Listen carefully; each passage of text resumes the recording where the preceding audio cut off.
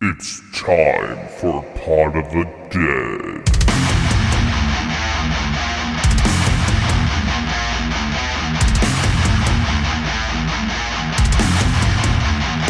Join us!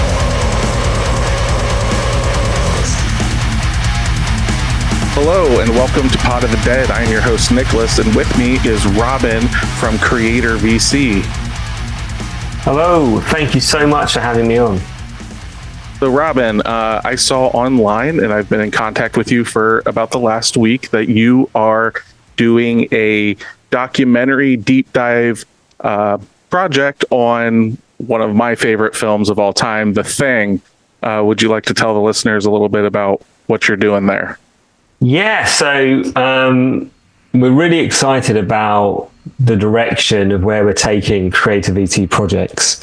And we're pretty well known now for our horror documentary series In Search of Darkness, which is now in its fourth iteration. We're moving into the 1990s. That will be coming out at the end of this year. That's actually in production right now. That's very exciting. But back in 2022, I developed a new format, which is a kind of style of documentary where we do a deep dive on one single property. And I've called this format Expanded. And the concept's very simple. Imagine you've got your favorite movie on an editing timeline. Now, in front of you, but imagine it's three-dimensional in kind of space, and your virtual camera is diving into scenes, deconstructing them, and working your way through the narrative of the film. Nice.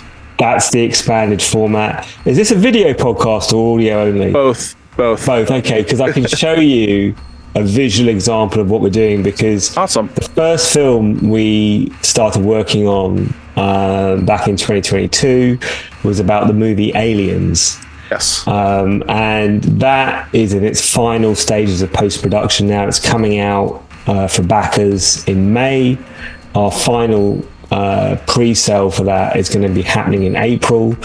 And it's magnificent. We sent it out. We sent about 200 of our backers a 5-hour rough cut, and it came back with some of the best ratings we've had for one of our projects at that stage. But the other thing with an expanded format is it's not just, look, join a pre-sale, see you in a year. Yeah. What I want to do is I want to create a year-long celebration of that movie. And what we did with Aliens Expanded is we had like half the cast come and join us for various Q&As. We brought in the leaders of the fan communities to come in and host vidcasts interactive with our backers to explore all the various tangents that you can from this movie. Awesome. It's been a whole kind of journey for all of our backers all the way through.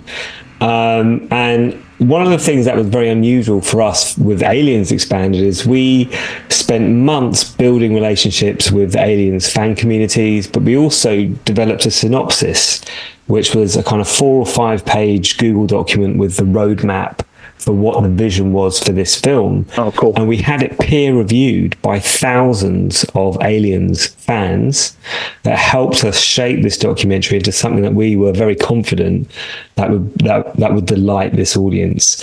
And we're starting that process again now with The Thing. And the reason we've chosen The Thing is, like Aliens, it's basically a perfect movie. Absolutely. It's got enough depth, density. Specifically with The Thing, you've got so many fan theories and ambiguities and rabbit holes to explore. Yeah, that's what we covered when we were doing it. It's like there are like 1,000 different ways that this movie can go.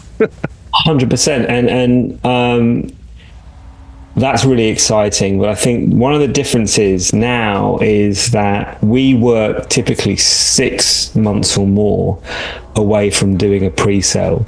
So if I look at our agenda for 2024 at Creative VC, at the time of this recording, which is like the 25th of January, our first pre-sale for our horror gaming series, Terabyte, Yeah, I saw that. happens on the 8th of February. Then in April, we've got our final sale for Aliens Expanded.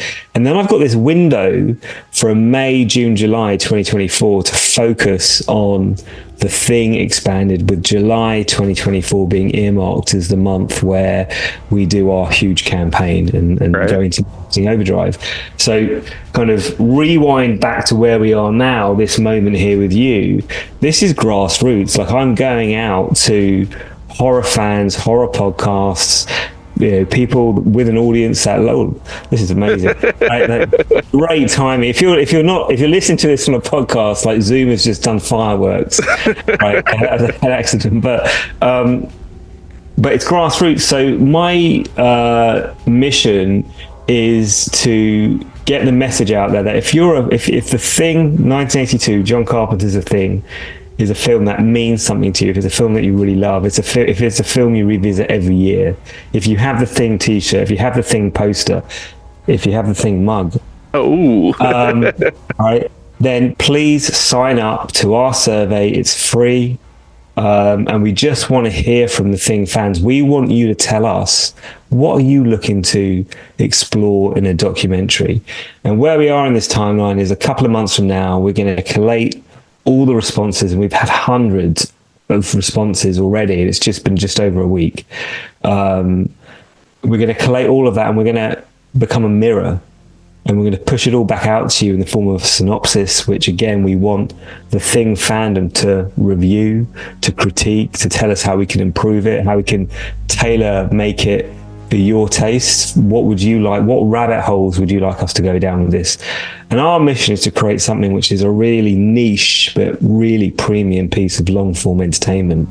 Alongside that, we want to, from, I would say, September 2024 to the end of 2025, we want to have a year-long The Thing celebration. So get every kind of expert who knows about this movie to come in, join us, get the cast members that are remaining to come in and talk with us, and make this like an epic, unique event. And that's the mission. And it's really interesting because I'm having the most amazing conversations. This is, I think, the 5th podcast that I've done, right? And I'm just having such fun, and it feels like I'm on a worthy, noble mission. That's awesome.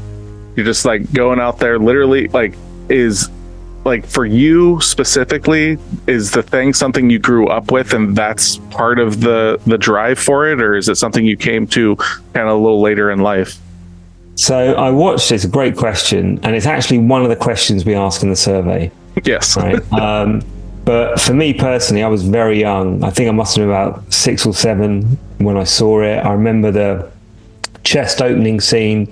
It was a visceral memory, and I've got a theory that what I'm noticing in the survey feedback is the demographic seems to be highly skewed to men. So if you're a woman or non-binary, please be counted in this. But at the moment, Absolutely. the majority of feedback is from men over the age of 36.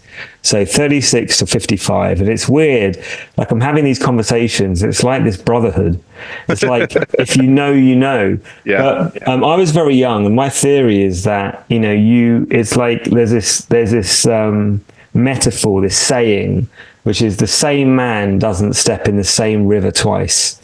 And I like to apply it to movies because I first watched it when I was about 6 or 7. I'm 46 years old. I watched it 2 weeks ago at the cinema, and I'm a different man, and it's a different film. How I relate to it, what I appreciate in it is different.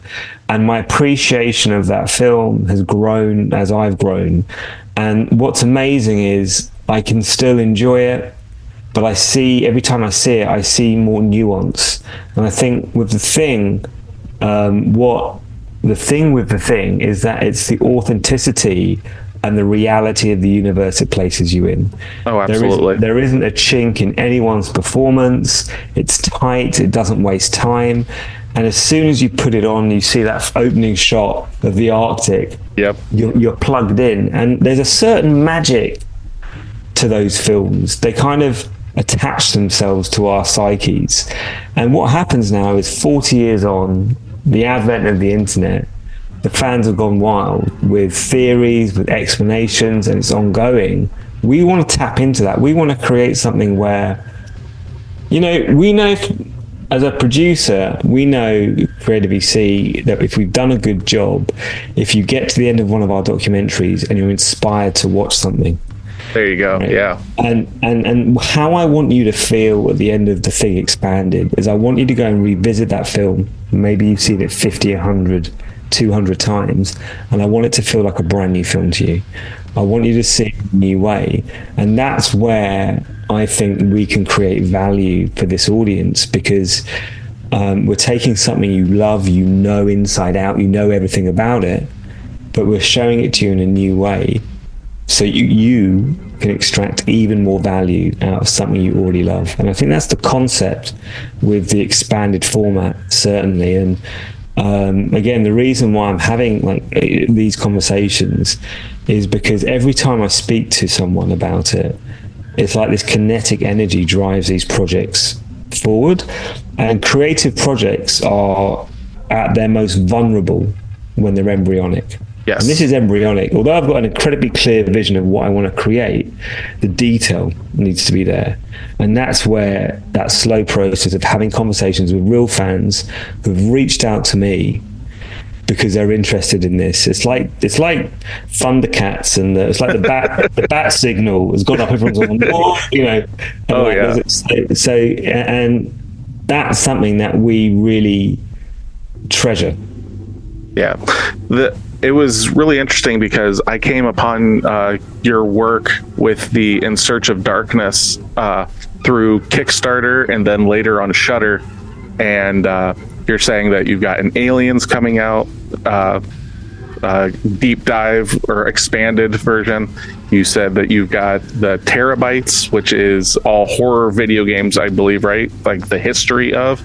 And then you've got this, and it seems like you guys really have like a nice focus on I don't want to say like a universe that you guys yourselves are building, but it's definitely a catalog to be very proud of, and it's very interesting. It's so lovely to hear. It's such a collaboration, and I think that the values that we're trying to live up to, our tagline is fandom with purpose. So I look at you, I look at the background, fantastic, and I'll make certain judgments, but one of those judgments would be, the pop culture you align with, which let's say is slanted towards horror. Yeah. That's actually part of your identity. That's part of your energy, your psyche, and what Creative EC and my team want to do is take the energy and turn it into something you can hold.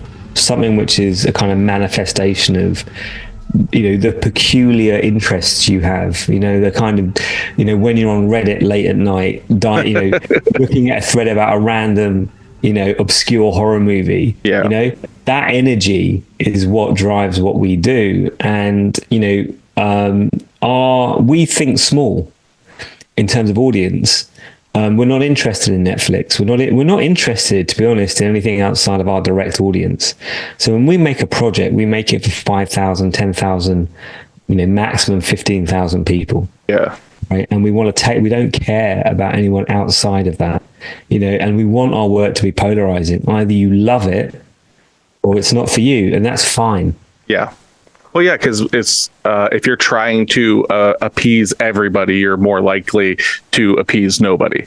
So, just kind of going into it being like, it's a labor of love. This is what I want. I know what the people want, and just kind of facilitating that bit of work. And I can say for myself that I'm greatly appreciative of it.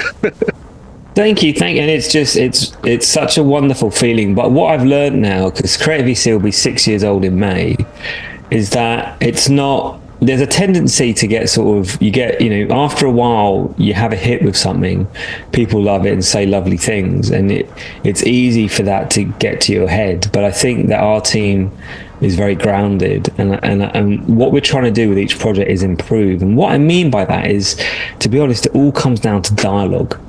Right, so the closer and more intimate the dialogue between us as producers and you as a participating audience, the better the outcome will be. And it's that intimacy that I want to grow. So when we do a project now, no one really hears from me. I always push the director out in front. They'll do all the press, maybe another producer.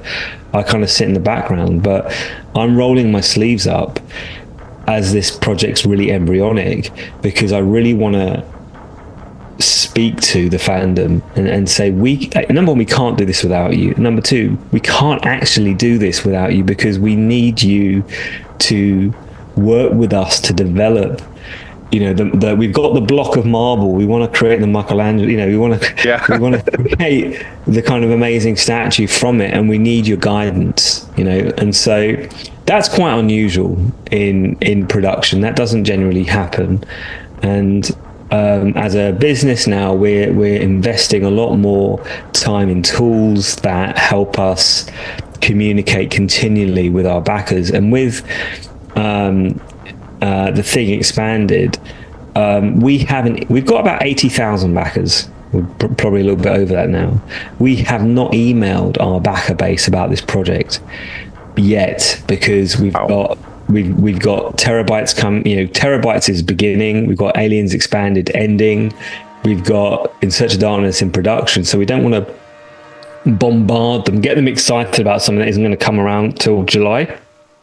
And so I'm 6 months out, so I'm doing kind of like the grassroots. When I put that post up on our Instagram, which you responded to, I'm like, I don't know who's going to, maybe no one will respond, Yeah. Right? Just but throw the net out there. Yeah, what's really interesting is now I'm booked on 20 podcasts, and I'm like, people have shown up, and I'm like really grateful, because each time I have one of these conversations, it's manifesting. So I'm going to ask you a question, if you don't mind, which is like, go right ahead. We're making this deep dive documentary. We don't want it to be a making of. Correct. It will have elements of that, evidently. Obviously, we're going to talk about practical effects. We're going to talk about how they were made. I want all the best people in the world to be in this. I want Quentin Tarantino to be in this, and we're going to try for Rob Bottin. We don't know if we'll get him, right? But what would you like to see in a documentary about the thing, with this expanded kind of framing around it? If you're looking for like kind of out of the box stuff, when I answered the questionnaire that you had sent out and everything, what I think the thing that I've never seen is people that were in the business at the time, but were not horror centric. So I'm trying to remember his name, but like the directors of like your rom-coms back then and stuff like that. So they kind of give a viewpoint on what the marketplace was actually like then. And then when the thing comes out, it's not a box office success or anything like that. It definitely got its legs and stuff when it hit VHS and hit the home market. But like, for a fact that Carpenter had already, got his roots into Hollywood a bit here, and this was like a big budget horror film, especially for the time and everything. I believe it was made for $15 million, and the first Friday the 13th was made for less than $1 million and stuff like that. This was even made for more than Alien was, which I believe was $11 million back in '78. So actually getting to talk to other people that would have been big names at that time, directing, not even necessarily big names, but like people that are putting out the Pretty in Pinks and stuff like that, because that is coming out, and they, just because they're making these more docile films, or however more family appropriate films and stuff, does not mean that they aren't interested in what is coming out, especially when you're talking about directors that have visions and stuff like that, to then see somebody that Carpenter has a very singular vision and what he wants it to kind of look like and everything. It'd be very interesting to see how those people look at the film then, or even now. I think that's a really interesting viewpoint, and it does tie into a pattern that we're starting to see in the survey results. So one of the things people are asking for is, I'm paraphrasing, but essentially, what was the impact of it failing, and why were the reasons behind its failure, right? Yes. And I actually think there's a story there about quote unquote failure. It took that film 15 years to find its audience. Yeah. Right. But look at what, I mean, we would never say this is, representing In Search of Darkness, we would never say any film is the best horror movie. Correct. But you can say The Thing is one of the best horror movies ever made. Absolutely. I think that's a correct statement. And what I'm learning literally every day with having these kind of conversations is there is something unique about the relationship between that movie and its fans. It's just something different. And I'm going to come back to your point about wanting to see that, because what you're really talking about is context. Correct. Like, what was the marketplace? I think that's a really great point. That's a really valid point, and it's something that we should bring up in a section where we talk about what happened, what was happening in the marketplace. We had E.T., we had Blade Runner. Yeah. It was a tough gig. Gig. I think E.T. came out literally a month or two prior. So it's one of those things where it's like, oh, Reese Pieces and stuff. And then it's just like dog faces falling off and tentacles. And it's just like, I can't do this. I'm going to get the guy's name wrong. So forgive me. But I'm busily typing into my, I think his name's Ross Perry. Here we go. So Ross Perry, if you're listening, thank you, buddy. He sent us a link to all the archives of The Thing advertisements in newspapers. Okay. Across North America and the UK. And there's scans of, I don't know how he's collated it. But he's bagged himself a thank you in the credits for that. We're gonna start posting those on our socials soon. But the marketing, might have been a problem as well. And, it's very, very new. Although now we recognize Drew Struzan's artwork as absolutely iconic. Yeah. Sometimes things are just ahead of their time, and timing's so important. And I was at the cinema in London 2 weeks ago at the British Film Institute, which is an incredible cinema on the South Bank next to the River Thames. Lovely premium deluxe cinema, 4K showing of The Thing. It's packed. Oh yeah. And there was people there that had evidently never seen it before. And oh my goodness. They were watching it for the first time, and it was interesting hearing the shrieks. I can't remember the last time I've been in the cinema where I really hear that. Yeah. And it was fascinating just there. And because I was there watching it, and I was watching it with purpose, because I'm like, I'm going to do a piece on this. And, it still bangs. And, after 40 plus years, it's quite incredible. I think one of the things we want to make more of is the experience. So, what do I mean by that? I mean that I'm having these conversations with really smart, articulate hosts at the moment that have their own shows, have built their own audience. Now, the way these films work is we can't, even though there's some really valid, charismatic speakers, we can't kind of cram them into the film, because when we do these kind of films, we kind of need the biggest names and the kind of optics around it, right? However, one of the things I want to create, and this is an idea, I'm kind of throwing it out to you actually. All right. Is I would love to have a kind of digital place where we could capture the fan viewpoint, but delivered by really articulate, passionate fans that know how to communicate on camera, and kind of capture that discussion and make that part of the overall experience. All right. There's something that we did with In Search of Darkness 3, which we're going to carry on with into our other projects now, which is we went out to backers and said, make us a little video on your webcam about what In Search of Darkness has meant to you and what 80s horror means to you, and we'll put the best ones in the credits. And we did, and it sounds like it could be cringe, but actually it was completely on point. right? Yeah. And I want to capture, as part of this year-long celebration, the love, for want of a better word, that this movie has created for this generation of fans. Very cool. Like, it's kind of like tipping your hat back to the ones that are trying to, help you out and everything, because, without you and your creative team, like, this is like, you guys are the driving force to it and everything. So like, that's very nice. That's very kind to say. I mean, I've always took the position of we're just the same as you guys. We're fans. Yep. We're and we're all, every kind of podcast I'm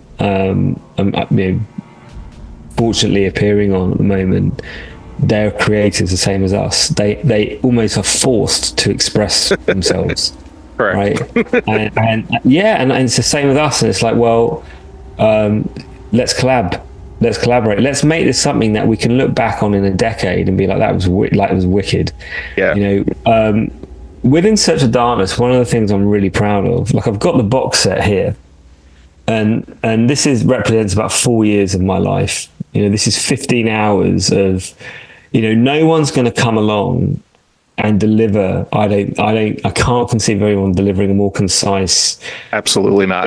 Especially now that, some of the contributors have passed. Yes. Right? So the way I look at it is, in 100 years from now, cinema, or whatever it's become, the historians of that, when they want to learn about 80s horror, are going to look. You can't have that conversation without bringing up In Search of Darkness. With Aliens Expanded, there's been some incredible documentaries, Superior Firepower, on the Blu-rays, but I think our documentary just brings everything bang up to date. Awesome. And it's really from the perspective of the fans, and I think that will be an evergreen. That's part of that conversation now. Absolutely. And I think the ultimate goal with The Thing Expanded is, if you end up being part of this project, you come on board, you end up being part of that conversation forever.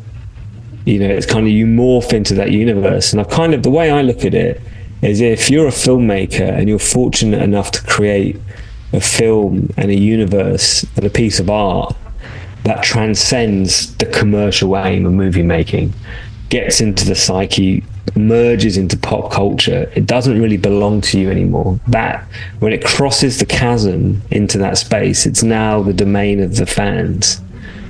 And what I want to do is come in and kind of start there and manifest something for this, which, when people hold, like, In Search of Darkness, they've got their name in it. Yes. That's something that connects into this universe in a very real way, and that means something. And that's why, the merchandising we do for In Search of Darkness and our other projects, when they do turn up on eBay, they tend to be rather expensive, because there's not many of them, because people don't let them go very often.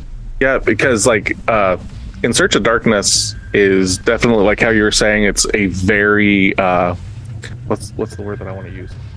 Extensive. Like, you can sit through just one of the 3 volumes and be introduced to a plethora of different horror films that you've never heard of, from viewpoints that you may not even know this person and stuff, but you may be very interested in the way that they're talking about this film and talking about that film. And it's definitely one of those things that, like, when I'm talking to a horror fan that is trying to find some new things, that's definitely one of the things that I point them in the direction of, because it's like, I can give you my personal tastes, but that might not be for you. Here's 15 hours of people's personal tastes and you're gonna find something. Like, it's interesting, right? Because when I set that project up, for me, In Search of Darkness was about trying to capture an emotion. And I was in my late 30s, and this was 2018. And I wanted to capture the feeling of what I was doing at the time. And I don't know, it was like a tractor beam. I was going online looking at old VHS cover art from 80s horror movies. And it made me feel ever so nostalgic. And I thought, that's the emotion that I want to capture. and that's what led to In Search of Darkness. And but I couldn't have conceived of what it has become and what it means. And so what I mean by that is that dialogue we started with the fan base, we found out people would write to us and say, oh, In Search of Darkness introduced me to this movie. And we didn't realize that's what it was. So then we started printing, in the booklets, like checklists.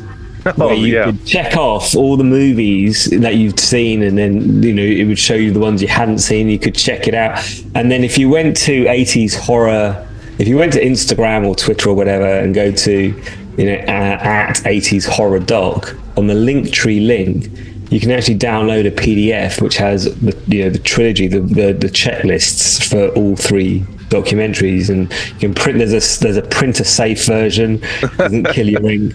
And you can just tick off, all the ones you've seen. And that has, so what we've realized, the In Search of Darkness kind of juggernaut now has become a kind of semi-curation tool, which wasn't part of its initial design, but it's been part of this constant iteration. And, when we did In Search of Darkness 3, and when we did the preparation for In Search of Darkness 1994, we extensively surveyed our backers to find out what movies do you want us to cover. And it's crazy, like that I don't think I've mentioned this before, but about a week ago, on our social media, we put out a post about the movie Serial Mum with Sybil Shepherd. Yes. Which I confessed I have not seen in like 20 years. Right? I think wire hangers. Yeah, right.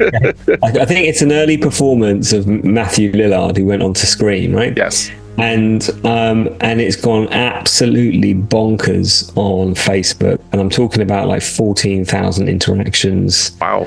Like thousands of comments, and I rang David Weiner, our director. I'm like, David, we need to make this section a little bit longer.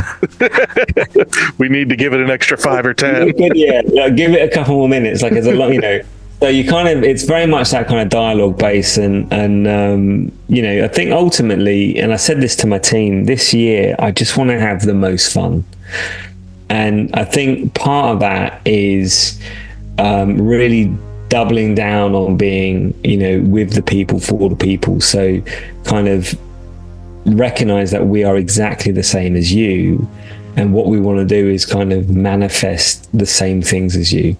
So create something which you can hold, which feels like, God, this has been given a lot of love and attention, and that ultimately you can enjoy again and again. I mean, I think one of the things I like about In Search of Darkness, and people have had tattoos with the artwork and they've done mural, like all sorts of stuff. And people write to us and they say, look, I just have it on in the background. Yes. People put it on as like a video comfort blanket. I legitimately just did that last night. Yeah, like sometimes people don't want to invest 90 minutes in a film when they're not mentally there, but they want to get the feeling of that horror, because horror releases anxiety, horror releases fear. Correct. And I think, In Search of Darkness, although it's not scary to watch, it's highly nostalgic. And I think that is there's a warmth and an affection there that horror fans can kind of tap into on demand. Yeah, and then also, like, it's one of those things too, like, you put it on, it's there, it makes you feel like you're part of this community as it's going on and everything. And then sometimes someone will bring up a film that you're like, wait a second, they'll keep continuously like talking about it. You're like, holy shit, I have seen that. I completely forgot about it, and like unlocks this little like door in your brain, and now you have to search and like rewatch whatever film it was, and just kind of recapture that little bit of like nostalgia from your youth, as it were. Yeah, completely. And that's something that we, there is intent now going into these projects that we want to create an environment. And in fact, with the live events this Sunday, we've got Brian Usner coming on for a live Q&A with our backers, one of many over the next year. And In Search of Darkness 1994 will be released at the end of this year. But, the expanded format is something that I want to apply to perfect movies. So I've got another question for you, actually. All right. We're gonna focus on The Thing, But one of the things I want to do is I want to double down on our horror output. All right. The projects that I'm going to be doing over the next couple of years, as it stands, are going to be more and more horror related.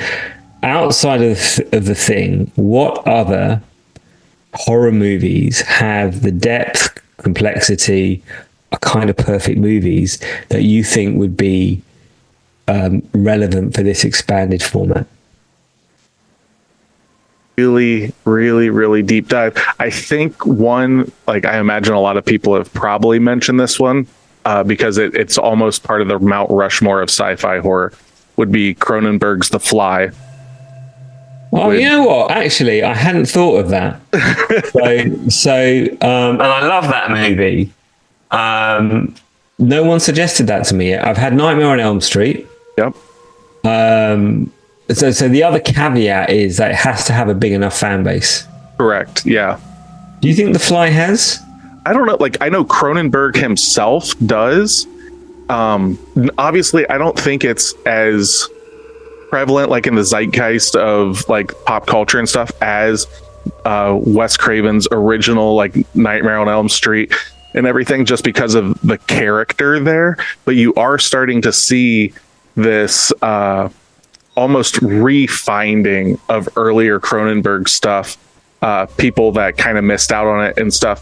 I don't know if it's because his son Brandon is starting to put movies out, so his name's starting to get out a little bit more again with his older stuff. Like, oh, remember he did Videodrome, he did The Brood, like, and stuff like that. And it just kind of culminates to, it's like, well, we've got Jeff Goldblum, Gina Davis. It's kind of like this perfect encapsulation of, but it is a perfect movie, isn't it? Like, yes. It's flawless. It's flawless. We did a watch party about a year ago and I rewatched it and I'm like, nothing, it's flawless. Yeah.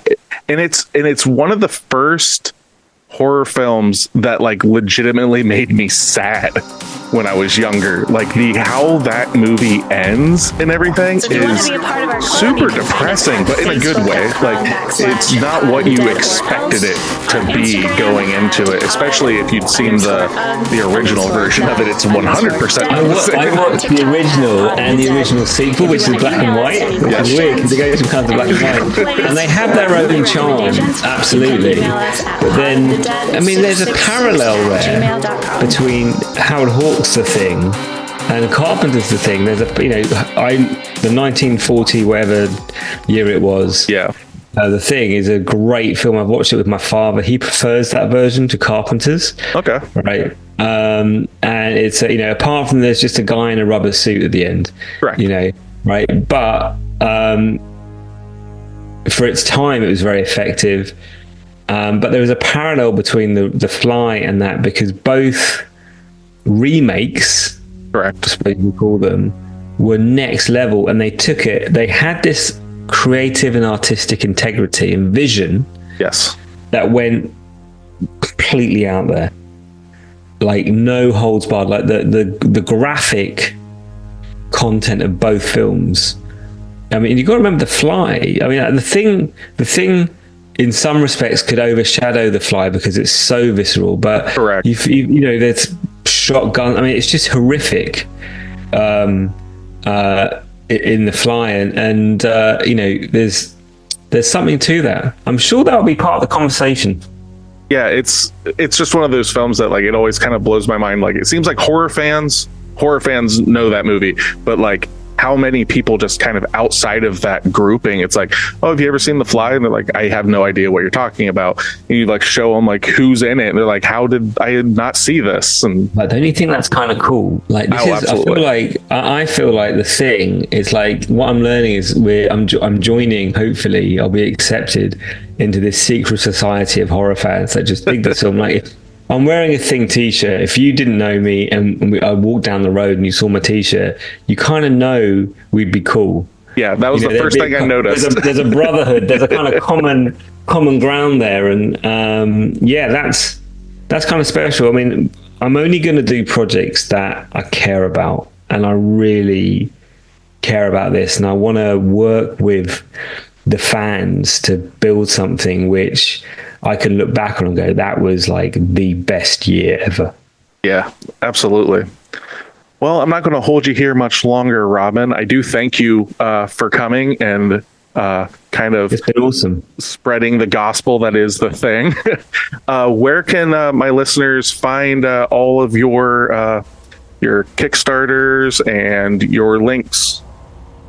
Well, for this is my request. Right? All right.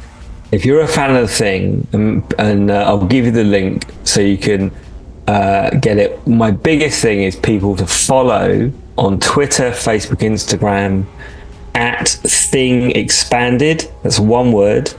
And I'll send you the survey link. So the survey link's the most important thing. Think of it as the beginning of a conversation with us, the producers, and you, the fans. Right now, we just want to get your insights on what you would like to see and why this film is meaningful to you. And, you know, we're going to hit, I think, 500 surveys this week. Wow. Right. And it will go into the thousands if it keeps carrying on. But then we're going to listen to everybody and come back to you with like, well, this is what people are saying. And eventually come back to you with a synopsis where we want to continue this dialogue all the way to hopefully July this year, when we will run the first pre-sale for the Thing Expanded, but only if enough people show interest. Correct. Yeah. Yep.